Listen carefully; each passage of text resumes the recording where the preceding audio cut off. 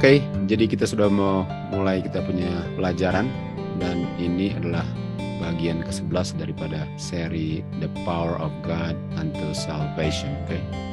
Oke, kita mulai di Kejadian 1. Sekarang kita masuk hari ketiga.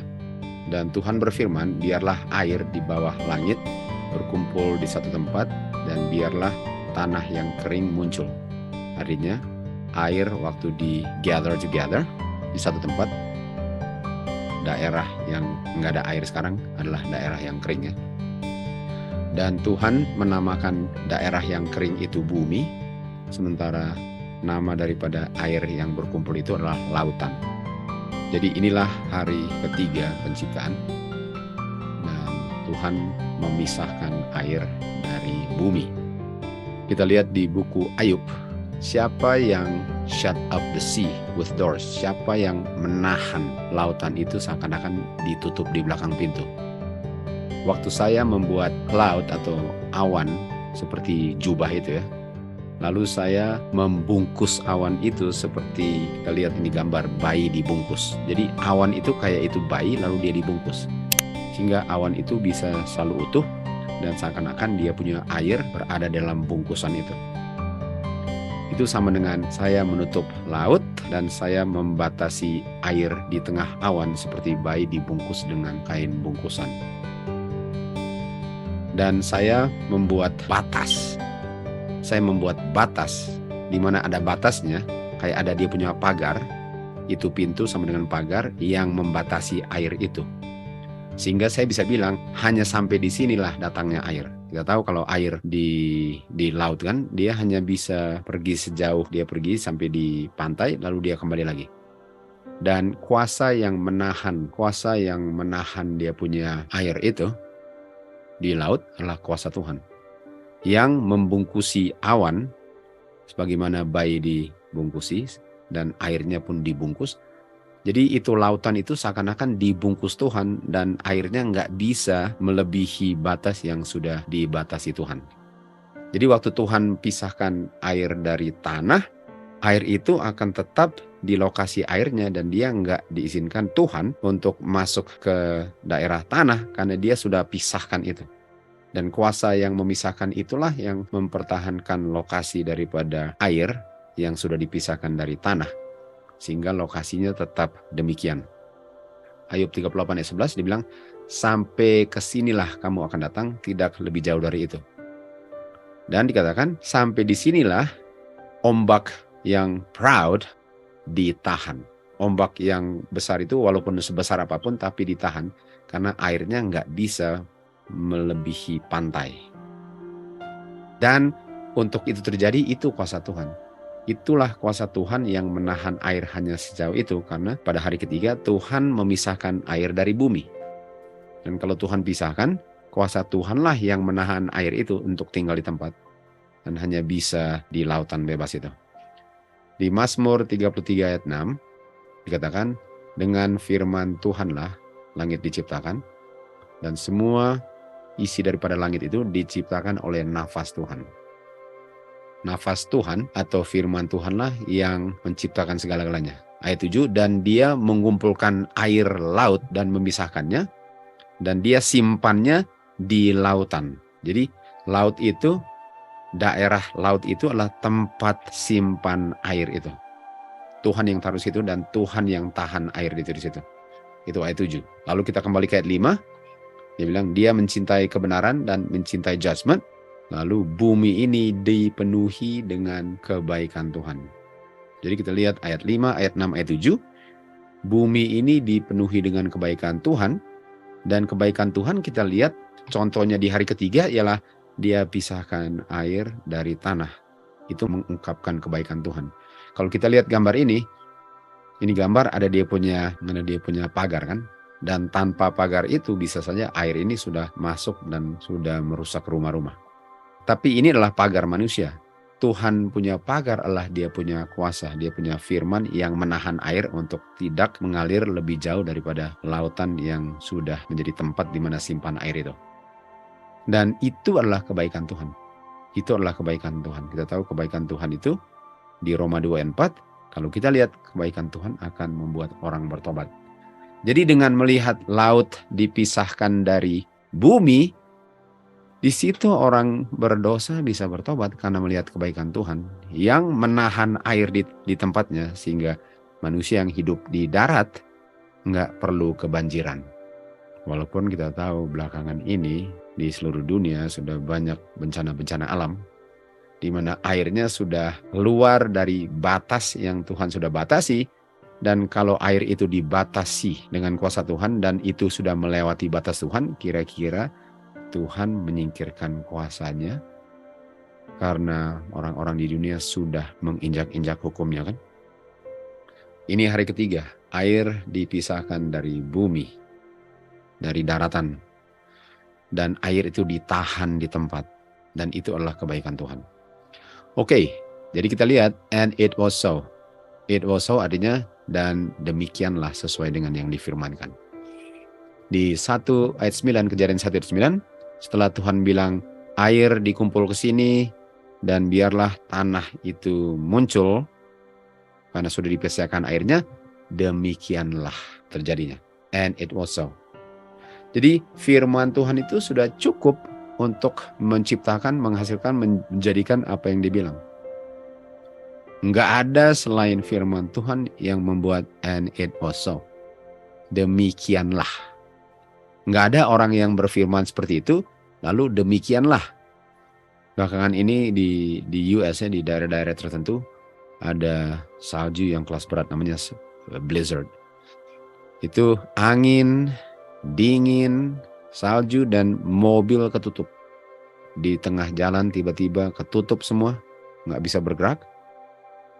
Dan mereka kirim dia punya alat-alat untuk kasih bersih jalan dan semua itu. Dan semuanya ketutup. Kalau saya pikir, kalau firman Tuhan bilang aja bersih semua. Langsung bersih. Manusia nggak bisa bilang itu. Harus kerja, harus bikin, harus ada usaha dengan tenaga. Dan bisa berhari-hari terjadinya. Kalau Tuhan, bersihlah semua. Langsung bersih. Jadilah. And it was so. Jadi apa yang kita bisa belajar dari firman Tuhan yang bilang and it was so, atau yang menghasilkan and it was so, demikianlah jadinya sesuai dengan yang difirmankan. Nah, di Ayub 1 ayat 8 kita tahu Tuhan bicara kepada setan. Tuhan bilang, kamu pernah nggak consider saya punya hamba Ayub? Nggak ada yang seperti dia di bumi ini. Dia sempurna dan dia berprinsip, dia takut Tuhan dan dia menjauhkan dosa. Lalu setan bilang kepada Tuhan, oh, dia takut Tuhan karena ada motivasinya. Dia takut Tuhan karena dia diberkati. Coba kalau dia nggak diberkati, pasti dia akan mengutuk Tuhan. Dan dia bilang, kamu juga sudah memagari dia. Sehingga dia dipagari, saya nggak bisa uji dia kalau dia benar-benar takut Tuhan. Jadi coba lepaskan dia punya pagar, lalu saya goda dia, pasti dia akan mengutuk engkau. Dan dia punya harta, dia kaya raya, coba singkirkan dia punya harta. Coba singkirkan berkat-berkat yang diterima, pasti dia akan kutuk engkau. Setan bilang. Jadi waktu Tuhan bilang, oh, saya punya hamba Ayub ini, dia sempurna semua itu. Setan bilang, iya, dia takut Tuhan karena dia diberkati, dan coba kalau disingkirkan berkatnya. Seakan-akan Tuhan nggak tahu bahwa Ayub itu benar-benar takut sama dia. Dan ayat 12 Tuhan bilang apa? Semua yang dimiliki Ayub, sekarang saya berikan kamu kuasa untuk bikin apa saja yang kamu mau. Membuktikan apakah Ayub benar-benar takut Tuhan, kan? Tetapi satu hal, jangan kamu sentuh nyawanya. Tunggu. Bukankah waktu Tuhan bilang jangan kamu sentuh nyawanya, bukankah itu sama dengan bilang air, laut, kamu hanya sampai ke sini. Enggak bisa lebih dari itu. And it was so. Kenapa? Karena kita tahu setan mau bunuh Ayub. Bukan main. Semua yang dia di dunia ini dia pengen bunuh ya setelah dia gunakan. Tapi kalau Tuhan nggak izinkan, itu sama dengan laut hanya sampai di sini. Dan karena it was so, artinya demikianlah, nggak bisa air laut melebihi batas yang Tuhan sudah batasi. Sebagaimana setan pun tidak bisa melebihi batas yang Tuhan sudah izinkan untuk membunuh Ayub. Jadi semuanya dibinasakan, ternaknya, anaknya, rumahnya, semuanya dibinasakan, kan? Tapi dia nggak bisa bunuh Ayub, dia nggak bisa binasakan Ayub. Kenapa? Karena Tuhan taruh batas. Artinya firman Tuhan sangat berkuasa, karena kita tahu kalau ada yang nggak takut Tuhan, setan lah. Kalau ada yang mau berontak terhadap Tuhan adalah setan kan? Dan walaupun setan mau berontak terhadap Tuhan, dia nggak bisa berontak kalau Tuhan bilang sampai di sini. Artinya firman Tuhan bukan cuma firman, karena kalau firman Tuhan cuma firman, setan nggak pernah peduli dengan firman Tuhan. Tapi karena firman Tuhan itu kuasa, setan nggak ada pilihan untuk nggak bikin itu karena dia dibatasi kuasa Tuhan.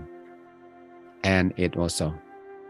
Jadi kita tahu bahwa Ayub setia walaupun semuanya diambil, karena di dalam kehidupannya semuanya diambil setan, dibunuh, dibinasakan, tetap dia percaya Tuhan. Ini dia, kita sudah memasuki masa yang sangat gawat nanti. Dan masa yang sangat gawat ini sama dengan Ayub, di mana semuanya di cut off. Yang Tuhan bilang, oke, semuanya di cut off. Semua earthly support silahkan di cut off. Tapi jangan sentuh nyawanya. Nah, saya nggak bilang bahwa nggak ada yang akan mati. Akan ada yang mati. Tapi mati pun bukan berarti kehilangan kehidupan kekal. Jadi setan nggak bisa merampas kehidupan kekal seseorang, walaupun diizinkan untuk mengambil nyawanya. Tapi kita tahu orang-orang yang di time of trouble nanti nggak akan disentuh. Dan walaupun di cut off semua earthly support sama dengan Ayub, semuanya di cut off, Tuhan bilang apa? Sampai di sini. Sebagaimana laut hanya bisa lombangnya sejauh ini, hanya sejauh inilah kamu bisa membuat umatku menderita, tapi jangan sentuh nyawanya. Bukankah waktu lihat hari ketiga, waktu lihat darat dengan laut, dan setiap kali kita lihat airnya datang, lalu dia surut kembali. Dia datang dengan ombaknya, lalu dia surut kembali. Itu karena kuasa Tuhan yang tahan dia di situ. Tuhan punya kuasa lah yang membuat demikian. Karena waktu Tuhan bilang, saya mau pisahkan, benar-benar terpisah. And it was so. Kecuali di zamannya Nuh kan, di zamannya Nuh, Tuhan singkirkan kuasanya, dan air sekarang kembali lagi ke bumi. Menutupi bumi. Jadi hanya dengan kuasa Tuhan lah semua itu menjadi seperti begitu. Dan firman yang menahan ini, firman yang menahan air laut sehingga enggak ke darat, adalah firman yang mengabarkan Injil, Injil keselamatan. Injil keselamatan itu adalah firman yang menahan air laut untuk tetap di laut.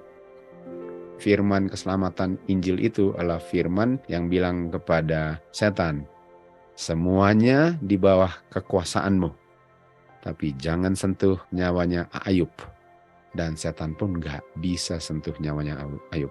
Walaupun dia bisa buat dia dengan bisul-bisul, itu pun karena Tuhan izinkan.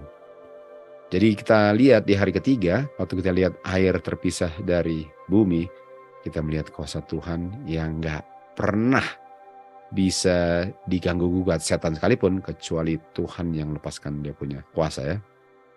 1 Petrus 1 ayat 25 dikatakan, firman Tuhan bertahan selama-lamanya.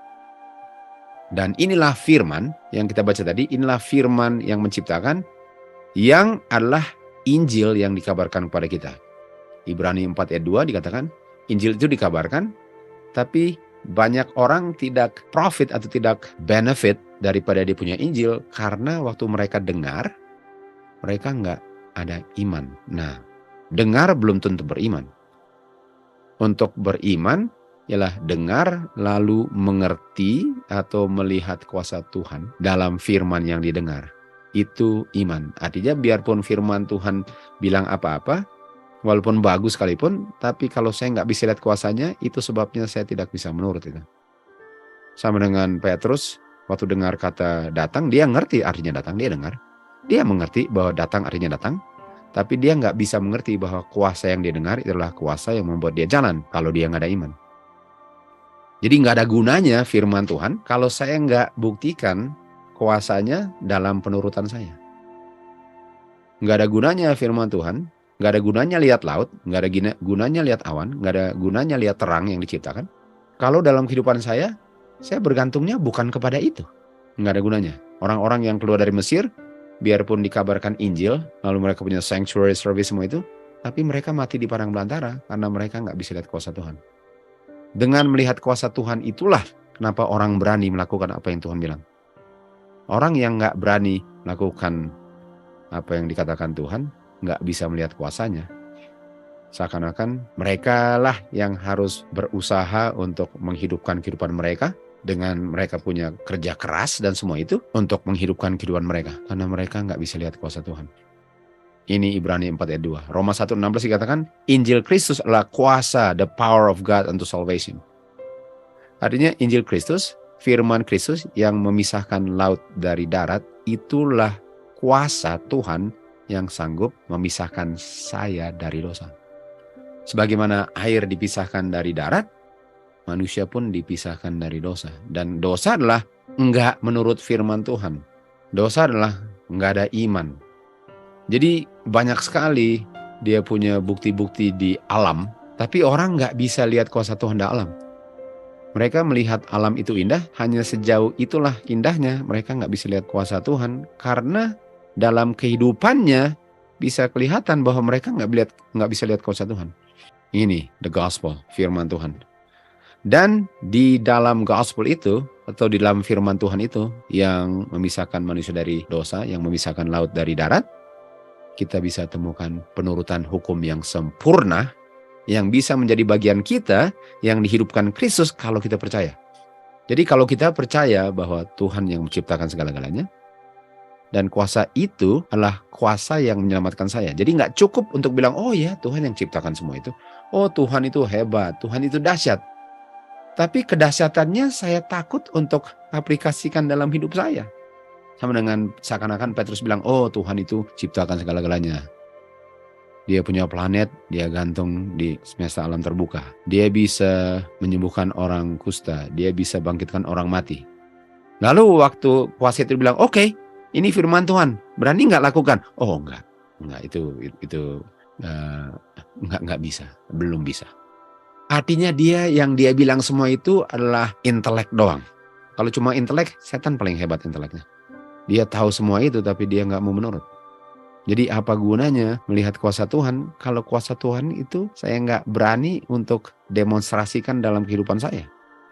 Sehingga saya nggak pernah bisa terima hukum kesempurnaan penurutan hukumnya Kristus, karena itu hanya bisa diterima melalui iman. Dan iman itu dibuktikan dalam melakukan apa yang Tuhan bilang, walaupun banyak sekali konsekuensinya yang saya harus lakukan. Dan gara-gara konsekuensi itulah kenapa orang nggak beriman. Karena seakan-akan mereka bilang, mereka harus bikin itu. Nggak bisa hidup tanpa itu. Seakan-akan Tuhan nggak ada campur tangannya dalam kehidupan mereka. Kita lihat lagi di Kejadian 15 ayat 5. Dan Tuhan bawa dia keluar, dan dia bilang, lihat ke langit. Coba bisa nggak kamu hitung jumlah bintang? Dan sebelum Abraham mulai hitung, firman Tuhan yang memisahkan laut dari darat, firman Tuhan yang bilang kepada Petrus, datang.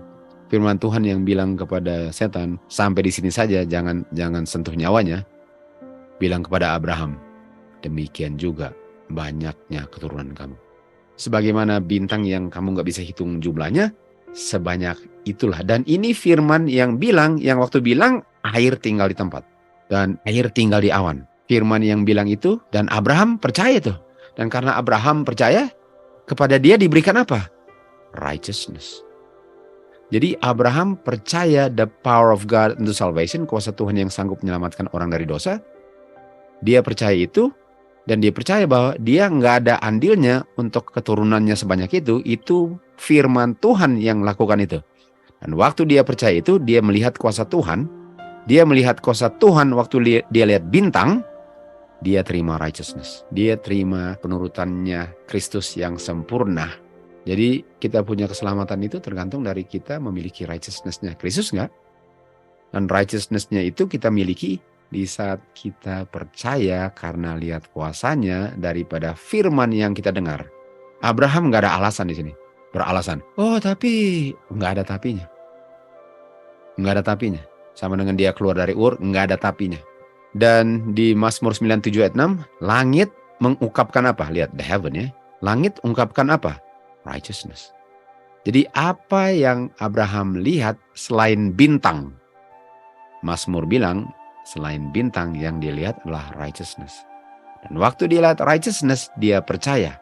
Dan sekarang righteousness-nya Kristus, penurutan sempurnanya Kristus, sekarang adalah miliknya Abraham. Kristus punya righteousness sekarang berada di dalam Abraham. Karena dia lihat righteousness waktu dia lihat langit. Karena yang ciptakan langit itu dengan firman, lah sudah berfirman bahwa kamu punya keturunan seperti itu. Itu nggak bisa gagal. Matius 24 ayat 14 dikatakan, Injil kerajaan ini akan dikabarkan ke seluruh dunia untuk menjadi saksi, barulah berakhirlah probation manusia. Artinya manusia punya probation akan tutup di saat ada orang yang melihat nature, melihat laut, melihat langit, melihat awan, melihat pohon, melihat burung, dan mereka lihat kuasa Tuhan. Dan karena lihat kuasa Tuhan, mereka punya kehidupan menurut kuasa Tuhan. Karena penurutan itu mereka berani lakukan karena mereka lihat kuasanya. Mereka siap untuk tinggalkan apa saja di dunia ini karena sumber kehidupan mereka adalah firman yang mereka dengar dan kuasa yang mereka lihat melalui firman itu. Barulah Daniel 12:1. Barulah Matius 24 ayat 21. Barulah tutup pintu. Karena Injil ini. Jadi orang-orang yang mengabarkan Injil adalah orang-orang yang mengabarkan firman Tuhan dan menunjukkan akan kuasanya. Jadi dalam segala aspek kehidupan saya perlu menginjil. Setiap kali saya ketemu orang, saya harus menginjil. Dalam kehidupan saya harus menginjil. Dan Injil saya itu dalam kehidupan saya kasih tunjuk kuasa Tuhan. Dan untuk menunjukkan kuasa Tuhan, dengan demonstrasilah paling mantap daripada cuma bicara kan. Bicara semua orang bisa. Tapi dalam demonstrasi kehidupan, orang bisa lihat, wow, berani sekali kamu lakukan sesuatu yang gak masuk akal. Itu namanya Injil yang hidup. Itulah yang mempercepat kedatangan Tuhan Yesus. Kita lihat di 2 Petrus 3:12. Kita bukan hanya menantikan kedatangan Tuhan Yesus, kita mempercepat kedatangan Tuhan Yesus dengan percaya kuasanya. Dan percaya kuasanya diungkapkan dalam penurutan setiap firman yang keluar dari mulutnya. Kita melakukannya karena kita melihat kuasanya. Orang yang hanya bisa ulang kembali kebenaran, tapi nggak berani untuk melangkah adalah orang yang hanya secara intelek mengerti firman Tuhan, tapi nggak secara spiritual. Roh Tuhan tidak diterima dalam hati. Hanya diterima firman tanpa kuasanya. Kalau di 1 Tesalonika 1 ayat 5, firman Tuhan bukan cuma kata-kata saja, tapi kuasa. Sementara orang yang mengerti tapi nggak lakukan, hanya dengar tapi nggak pernah bisa lihat kuasanya. Karena kuasa itu hanya bisa dilihat dalam kita punya penurutan. Semua yang Tuhan bilang kita lakukan, itu buktinya kuasanya. Di Kisah 28, kita sekarang di bawah subtitle, melihat tapi tidak mengerti. Kisah 28 ayat 26 dikatakan, ada orang-orang yang punya mata sehingga mereka melihat, tapi mereka nggak bisa mengerti apa yang mereka lihat. Jadi mereka ada mata untuk melihat, tapi mereka nggak bisa mengerti apa yang mereka lihat. Ini sama dengan melihat penggenapan nubuatan, tapi mereka nggak tahu itu penggenapan nubuatan. Sama dengan orang-orang di zaman murid-murid di tahun 70 atau 66, mereka bisa lihat tandanya, tapi mereka nggak tahu bahwa itu tandanya untuk keluar dari Yerusalem dan Judea. Mereka bisa lihat apa yang terjadi. Mereka bisa tahu, bisa ulang kembali peristiwa itu. Tapi mereka nggak bisa lihat bahwa itulah tandanya untuk keluar dari kota. Dan sudah dekat dia punya pintu tertutup. Di Yeremia 5 ayat 21 dikatakan, ini adalah orang-orang yang foolish, yang bodoh, tanpa pengertian. Mereka ada mata, tapi mereka nggak bisa lihat kuasa Tuhan dari apa yang mereka lihat. Nah, kalau lihat di sini kan ada orang yang berdiri di pantai, mungkin dia bisa lihat ombaknya, tapi dia bisa lihat kuasa Tuhan nggak dalam ombak itu? Dia bisa lihat nggak bahwa airnya cuma di situ oleh kuasa Tuhan, bukan karena kebetulan? Jadi nggak cukup untuk bisa lihat sesuatu kalau saya nggak bisa lihat kuasanya. Karena hanya dengan lihat kuasanya, saya berani untuk melangkah. Yeremia 5 ayat 22, dia bilang, kamu nggak takut aku? Tuhan bilang. Kamu nggak gemetar dalam kehadiranku? Akulah yang menempatkan pasir sebagai batas laut. Akulah yang taruh pasir untuk memisahkan darat dan laut. Sehingga air nggak bisa melewatinya. Walaupun ombak bergelora, Walaupun mereka bunyinya seperti singa mengaum-ngaum, tapi mereka nggak bisa melewati pasir yang aku sudah tarik sebagai batas sampai di sini saja airnya. Orang yang bodoh nggak bisa lihat itu, karena mereka nggak bisa lihat kuasa Tuhan. Lihat bintang nggak lihat kuasa Tuhan, lihat binatang nggak lihat kuasa Tuhan. Yang mereka bisa lihat ialah bagaimana saya bisa hidup, supaya saya bisa hidup. Yang dikejar adalah untuk kehidupan mereka. Sementara kuasa Tuhan lah yang hidupkan mereka. Dan karena mereka nggak bisa lihat itu, itulah yang mereka kejar dengan kompromi atau mereka bayar kehidupan kekal mereka untuk menghidupkan kehidupan mereka. Petrus melihat kuasa Tuhan waktu dia lihat dia punya ombak. Apakah kamu lihat kuasa Tuhan waktu kamu lihat ombak? Atau kamu lihat ombaknya tanpa kuasa Tuhan? Petrus lihat kuasa Tuhan waktu dia lihat ombak. Walaupun di tengah jalan dia mulai ragu kan, tapi dia sempat jalan. Jadi waktu saya lihat ombak, waktu saya lihat laut, saya lihat apa? Dan waktu orang lihat itu, dia ambil dia punya kamera keluar kan, dia punya HP, dia punya iPhone, whatever, langsung difoto, langsung di-share. Dia lihat kuasanya nggak? Karena lihat kuasanya itu yang menghasilkan iman, yang akan diungkapkan dalam penurutan. Di 2 Timotius 1 ayat 7 dikatakan, Tuhan kasih tunjuk dia punya kuasa ya, waktu Tuhan kasih tunjuk kuasanya, bukan untuk membuat kita takut. Tuhan kasih tunjuk kuasanya, jadi waktu Tuhan kasih tunjuk dia punya ombak yang besar, tapi ombak hanya sampai di pasir kan?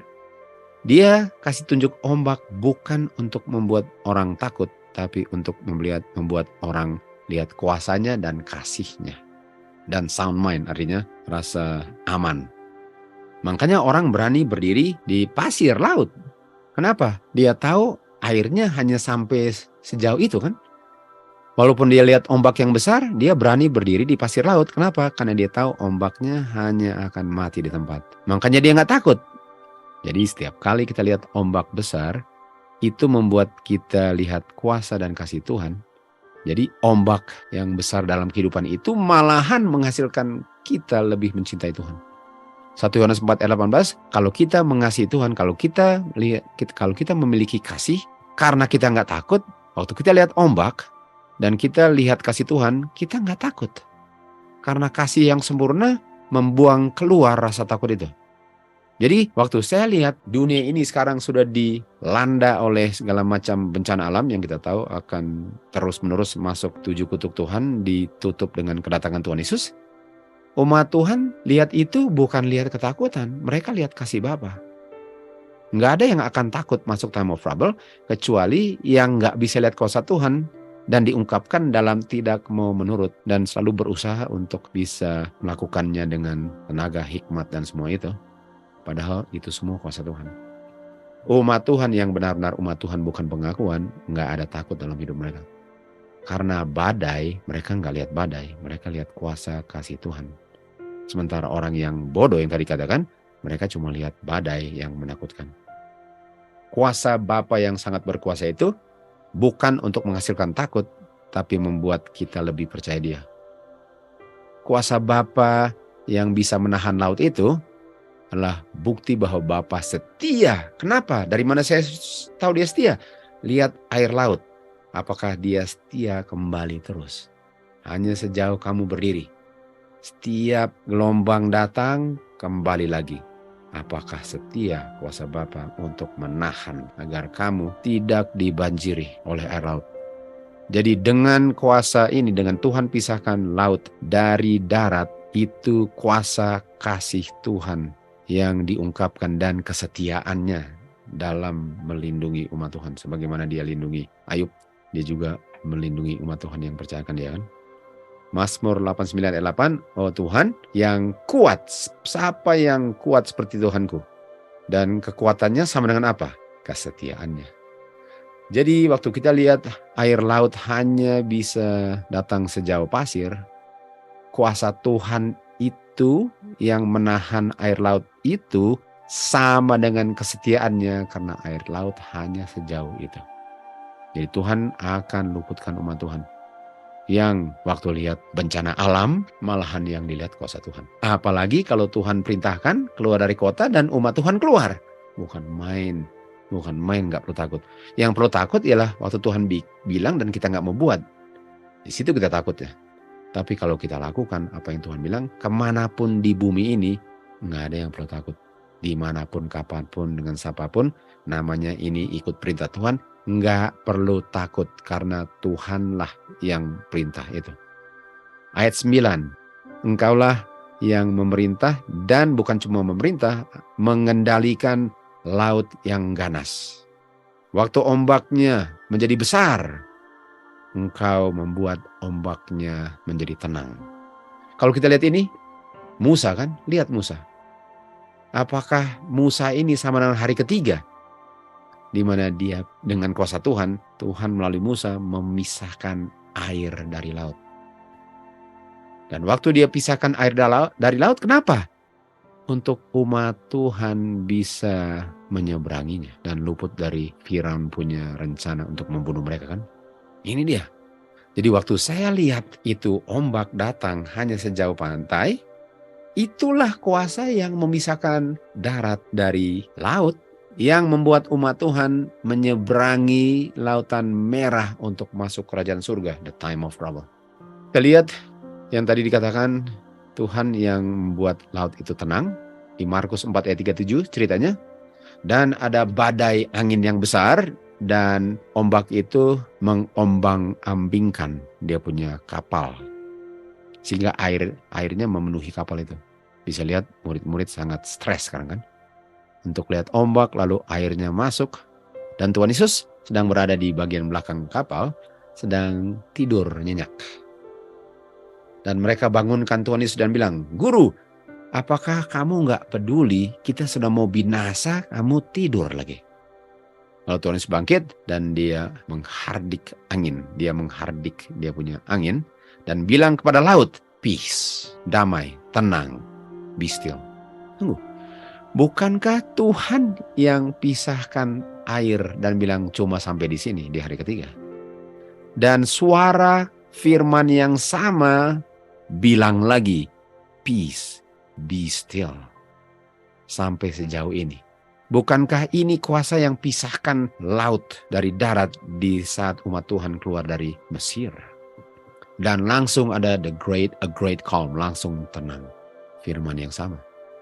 Jadi kalau kita benar-benar melihat kuasa Tuhan, apa yang kita perlu takut waktu kita mengikuti firman Tuhan? Apa? Kekurangan makanan? Kekurangan minum? Nggak ada tempat tinggal? Apa yang membuat kita takut?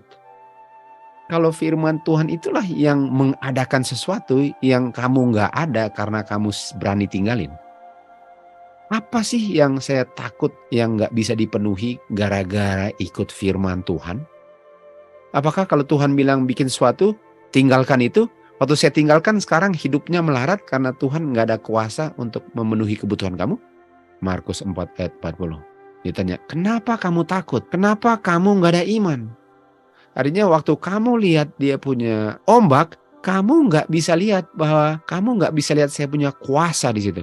Saya yang ciptakan semua ini, saya yang tahan laut ini. Laut ini menjadi ada seperti ini dengan kuasa saya dan saya bisa suruh dia diam kapan saja. Saya yang ciptakan ini. Kenapa kamu takut kalau ini saya yang ciptakan? Dan mereka sangat ketakutan dan mereka bilang satu dengan lain, ini orang seperti apa ya?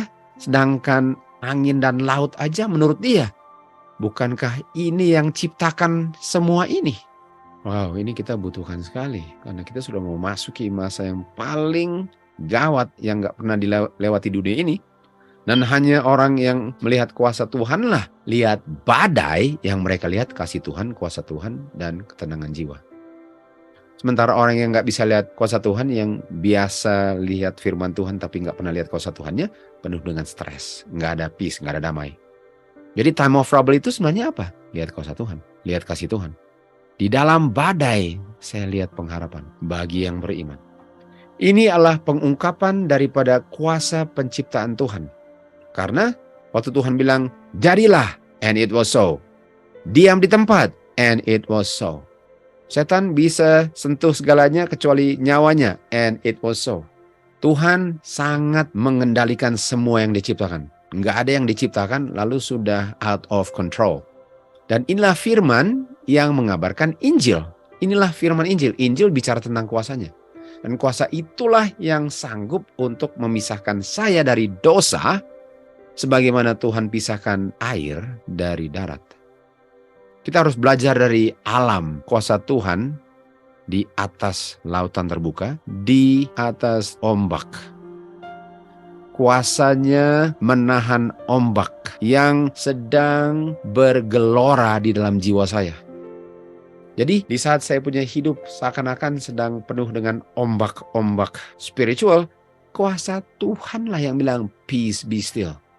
Ini kita butuhkan sekali. Kita belajar firman Tuhan untuk ada benefitnya. Benefitnya adalah kelihatan perubahan hidup kan.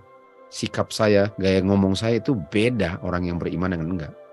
Orang yang enggak beriman, oh iya, memang firman Tuhan bilang, tapi apa? Ya tapi kan beda. Beda apanya beda? Apanya yang beda? Jadi yang kita butuhkan ialah tambah iman. Kita harus increase our faith. Di Lukas 17 ayat 5 dibilang tambahkan iman kami. Artinya iman ada tapi perlu ditambah. Dan dikatakan di sini, seseorang dibenarkan melalui iman, dan setelah dia beriman, dia sekarang ada apa? Ada peace. Bukankah ini peace ini adalah yang dibilang peace be still. Artinya orang yang dibenarkan jiwanya apa? Stres? Takut ini? Nanti gimana mau makan nih? Apakah orang yang beriman selalu khawatir mau bagaimana? Nanti gimana? Nanti kalau ini gimana? Kalau ikut firman Tuhan gimana? Itu buktinya kamu nggak dibenarkan. Karena orang yang dibenarkan ada iman dan dia ada damai. Orang yang nggak ada iman, dia lihat laut, aduh mau binasa kita. Orang yang beriman bilang, ini kuasa Tuhan, jangan takut. Ini buktinya ada kuasa Tuhan, ngapain mau takut? Itu orang beriman. Artinya orang yang selalu takut bagaimana kehidupannya, dibenarkan nggak? Enggak, mereka nggak dibenarkan. Mereka masih salah di hadapan hukum Tuhan. Dan dengan iman yang membuat saya damai itu, saya sekarang dapat grace, kuasa Tuhan, agar saya nggak jatuh lagi, agar saya nggak berdosa lagi. Jadi kuasa Tuhan itu membebaskan saya dari dosa, sehingga saya damai dengan Bapa, karena nggak ada dosa yang memisahkan. Dan kuasa grace itu mempertahankan saya untuk tetap damai untuk selama-lamanya, selama saya pilih untuk percaya. Lalu Roma 5 ayat 3. Bukan hanya demikian, kita juga bersuka cita di dalam tribulation. Tribulation artinya ombak-ombak kehidupan. Kita bersuka cita di dalam ombak-ombak kehidupan. Karena melalui ombak-ombak kehidupan, kita bisa menghasilkan kesabaran. Nah, nggak bisa orang sabar kalau dia nggak tahu atau nggak pasti atau nggak dijamin bahwa akan ada jalan keluarnya. Orang hanya bisa sabar kalau dia tahu ada jalan keluarnya. Dan dia tahu pasti akan datang jalan keluarnya. Tapi kalau dia nggak tahu akan ada datang jalan keluar, kira-kira dia bisa sabar? Jadi Tuhan untuk tambahkan iman orang, dia izinkan ombak-ombak dalam kehidupan, karena ombak-ombak itulah yang membuat saya lebih beriman dan lebih sabar menunggu jalan keluarnya, karena saya tahu bahwa Tuhan sudah berjanji dan janjinya pasti akan digenapi walaupun sekarang saya sedang menghadapi ombak-ombak yang ganas dalam kehidupan saya. Nggak bisa orang menjadi sabar kalau nggak ada iman. Dan kesabaran itu menghasilkan pengalaman. Kita punya pengalaman, itulah yang akan kita gunakan di dalam time of trouble. Dan pengalaman itu menghasilkan pengharapan. Jadi nggak bisa tambah pengharapan, tambah pengalaman, tambah kesabaran kalau nggak ada iman. Akan tumbang, akan layu, akan binasa. Karena hanya firman Tuhanlah yang sanggup membuat orang itu lewat time of trouble dengan aman. Efesus 2:12. Bagaimana kalau saya nggak ada harapan ya? Orang yang tidak ada pengharapan adalah orang yang tidak ada pengalaman, tidak ada kesabaran. Karena di dalam bencana-bencana kehidupan, dia hanya mengeluh. Karena dia nggak ada damai, dan kalau nggak ada damai artinya dia nggak ada iman, dan oleh sebab itu hidupnya nggak benar di hadapan Tuhan. Kalau dia nggak ada pengharapan gimana? Efesus 2:12. Dulu saya hidup tanpa Kristus, saya hidup tanpa God di dunia ini. Apa? Saya nggak ada pengharapan. Orang yang tidak ada pengharapan, orang yang hidup tanpa iman, yang diungkapkan dalam penurutan, hidup tanpa Kristus. Hidup tanpa Bapa di dunia ini. Mari lihat orang yang jahat, the wicked. Orang yang jahat itu seperti lautan yang ganas. Trouble. Time of trouble. Daniel 12:1 kan. Dan 12:10, orang yang wicked selalu berbuat yang jahat. Orang yang wicked tidak bisa mengerti. Dan orang yang wicked nggak bisa rest. Kita tahu yang nggak bisa rest lah orang yang terima tanda binatang. Karena mereka selalu bekerja dalam pikiran mereka bagaimana untuk kita punya kehidupan ini, padahal Tuhan yang hidupkan mereka. No rest. Biarpun rest hari ke-7, tapi jiwanya nggak ada rest dari mau memenuhi kebutuhan hidup. Yang Tuhan bilang, akulah yang akan tambahkan kepadamu. Jadi orang yang jahat itu adalah seperti laut yang penuh dengan gelombang yang mengerikan. Orang jahat. Dan Yesaya 57 ayat 21 dikatakan, nggak ada damai dia kepada orang yang wicked. Kepada orang yang jahat nggak ada damai. Orang yang jahat tidak ada damai. Kalau nggak ada damai, nggak dibenarkan, nggak ada iman, nggak ada pengharapan, hidup tanpa Kristus, hidup tanpa Bapa di dunia yang jahat. Jadi bisa masuk time of trouble, hidup tanpa Tuhan, tanpa Tuhan Yesus, tanpa God, tanpa iman, tanpa pengharapan, tanpa pengalaman, tanpa kesabaran, dan yang dilihat adalah trouble. Lukas 21 ayat 26. Hati manusia penuh dengan ketakutan. Kenapa penuh dengan takut? Karena mereka melihat hal-hal yang sudah mau terjadi di dunia ini. Tapi belakangan ini Amerika bagian tertentu ya, bagian-bagian kota-kota besar juga lah. Lihat ini, lihat dia punya salju. Mobil tertutup, ini kayak tenggelam. Ini pun palingan dia berdirinya di atas salju di bawahnya kan, jadi nggak injak tanah dia. Bayangkan dalam beberapa saat dipenuhi dengan salju. Bayangkan mau hidup bagaimana nih? Bayangkan Indonesia dipenuhi salju gini. Langsung mati orang kan, karena nggak biasa hidup dalam dingin, rumah nggak siap untuk dingin, langsung mati. Bukankah Tuhan yang menahan semua itu? Tiba-tiba begini, mobil ketutup, semua ketutup, shutdown semua. Blizzard artinya angin keras, dingin, dan lalu mati listrik. Semuanya mobil ketutup, nggak bisa bikin apa-apa. Tiba-tiba mereka lihat, sampai ada orang-orang yang bilang, wah ini Tuhan sedang mengutuk bumi ini katanya. Mereka sedang ketakutan. Bukankah umat Tuhan kalau lihat badai, yang dilihat kasih Tuhan? Apalagi kalau kita menurut Tuhan. Kalau kita apapun yang terjadi dalam kehidupan saya, kalau saya menurut Tuhan saya nggak takut. Apapun yang terjadi saya tahu saya nggak takut. Karena tujuannya keselamatan kan. Tujuannya bukan hanya hidup di sini, lalu mati lalu enggak. Tujuannya terima kehidupan kekal. Apapun yang terjadi saya nggak takut. Kenapa? Karena di dalam badai, dalam apapun, saya lihat kasih Tuhan, saya lihat kesetiaan Tuhan. Tuhanlah yang tahan badainya. Dan kita tahu Roh Nubuat bilang bahwa bencana alam akan banyak menimpa kota-kota besar, khususnya kota-kota yang jahat. Itu sebabnya umat Tuhan dipanggil keluar, karena ini baru mulai sekarang. Baru mulai dia punya bencana-bencana di mana ujung-ujungnya umat Tuhan akan dituduh sebagai penyebab bencana alam. Mereka penuh dengan takut. Orang yang takut apa? Enggak takut Tuhan. Orang yang takut apa? The wicked, orang jahat. Enggak bisa melihat kuasa Tuhan di dalam bencana alam. Tuhanlah damai kita. Tuhan Yesus adalah kita punya damai. Dan Tuhan Yesus punya damai itu, kita terima damainya kalau kita lihat kuasanya. Coba lihat kuasanya. Nah sekarang saya mau tanya ya. Ini jawaban intelek.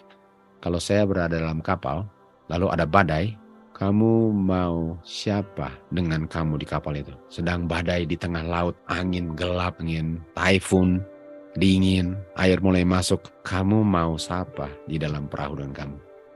Siapa orang di dunia ini yang kamu bilang maunya di sini? Siapa orang terkaya di dunia? Siapa orang terkuat kamu mau bersama kamu? Saya maunya siapa?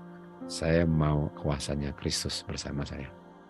Saya mau Tuhan Yesus, saya punya damai. Jadi kalau ada Tuhan Yesus, bilanglah ada Tuhan Yesus dan saya tahu dia dan saya hidup bergantung kepada dia. Adakah saatnya saya perlu takut? Kalau inilah yang ciptakan laut itu. Inilah yang membuat angin berdiam. Inilah yang menggantungkan planet di semesta alam terbuka. Inilah yang membuat dari nggak ada menjadi ada. Dan dia sedang berada di dalam kapal dengan saya, sementara badai. Bukankah saya paling damai di dunia di tengah ketidakadadamaiannya? Jadi kalau saya nggak tahu, tapi kalau saya nggak kenal Tuhan Yesus, takut nggak? Iya. Jadi apanya Tuhan Yesus yang saya harus kenal dan kuasanya. Kuasanya bisa diperoleh kalau imannya diungkapkan dalam penurutan. Mazmur 85 ayat 8 dibilang, saya akan mendengar. Kita tahu mendengar, mengerti, menghasilkan iman. Apa yang Tuhan akan ucapkan. Dan apa yang Tuhan ucapkan? Dia ucapkan damai kepada umat-umatnya. Semua firman Tuhan adalah kuasa Tuhan. Semua firman Tuhan adalah kuasa Tuhan. Artinya, kalau saya dengar firman Tuhan, yang saya dengar apa? Damai. Dan apakah saya damai di tengah badai sekalipun? Apakah saya bisa hidup damai di tengah bencana alam sekalipun? Iya, kenapa?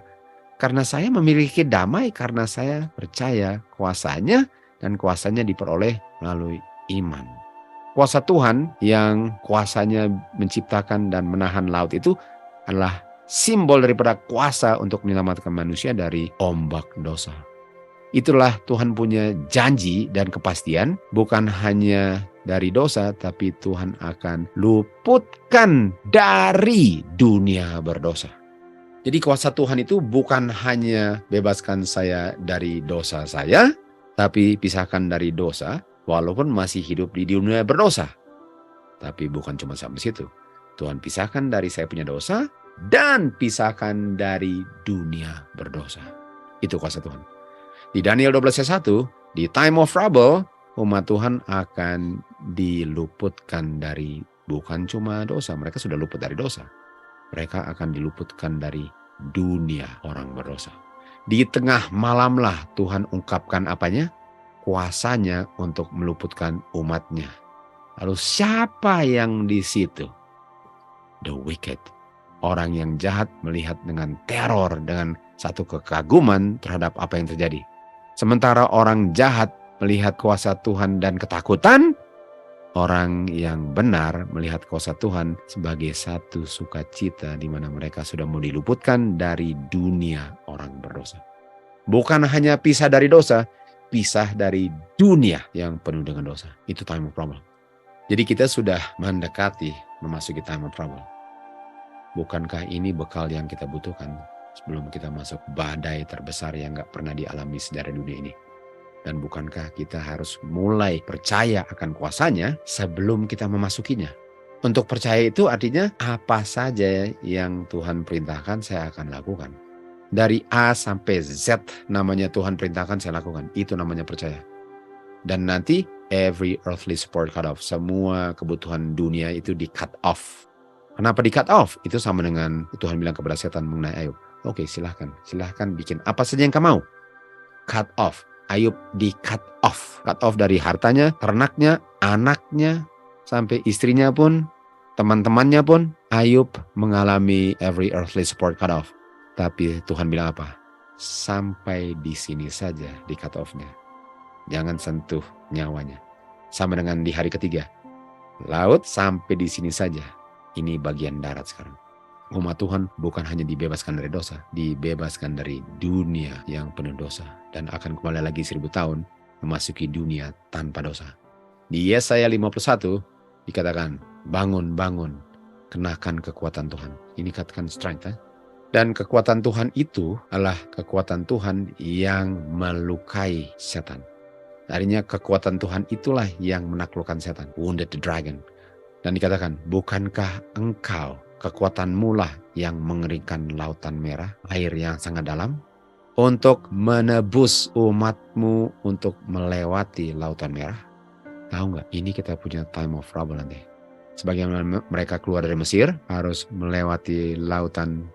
Hari ketiga dipisahkan air dari darat, umat Tuhan pun akan melewati time of trouble.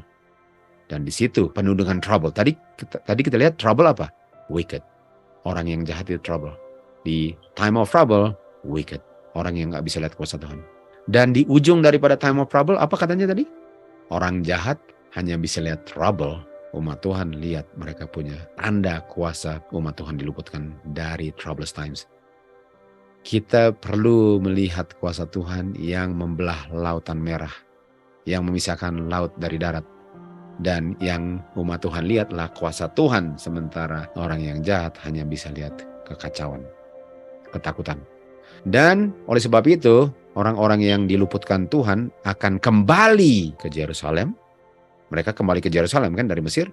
Bedanya kita ke Yerusalem surga, ke Zion. Di mana rasa sedih, rasa sorrow dengan mourning akan lenyap semuanya.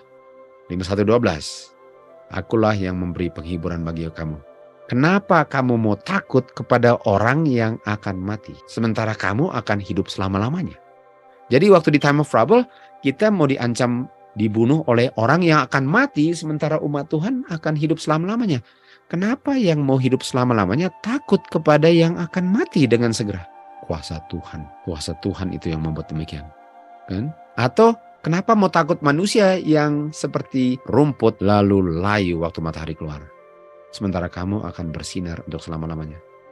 Kuasa Tuhan yang membuat engkau takut. Lupakah kamu bahwa Tuhan penciptamu? Dialah yang menciptakan langit dan segala-galanya. Dialah yang meletakkan fondasi bumi dengan kuasanya.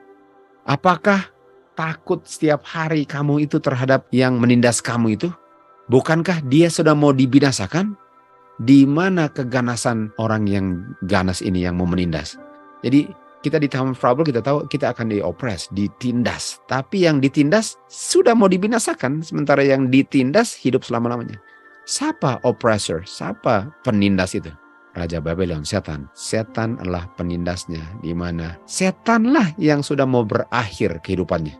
Sementara umat Tuhan yang ditindas akan hidup selama-lamanya. Setanlah yang dibuang dari surga yang akan berakhir, sementara umat Tuhan yang sedang ditindas oleh setan akan masuk ke kerajaan surga, di mana setan dari situ dia dibuang. Kenapa umat Tuhan harus takut? Di mana umat Tuhan yang ditawan selama ini akan dilepaskan dari bumi berdosa. Sebagaimana dari Mesir dilepaskan dari Firaun, kan? Mereka nggak akan kekurangan makanan mereka. Lalu apa yang Tuhan bilang?